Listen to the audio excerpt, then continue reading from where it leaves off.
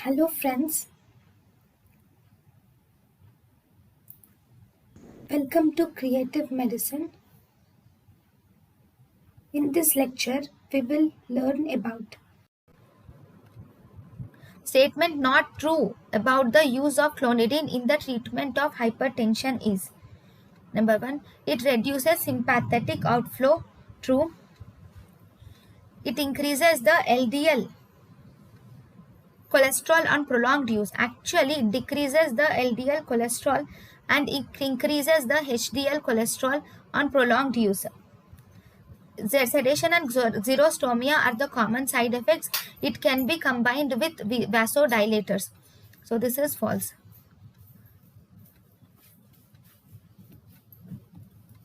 60-year-old hypertensive patient on angiotensin 2 receptor antagonist losartan is posted for hernia repair surgery.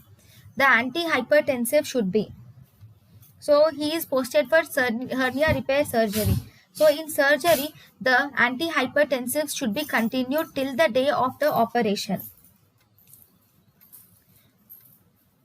An elderly hypertensive with diabetes mellitus and bilateral renal arteries.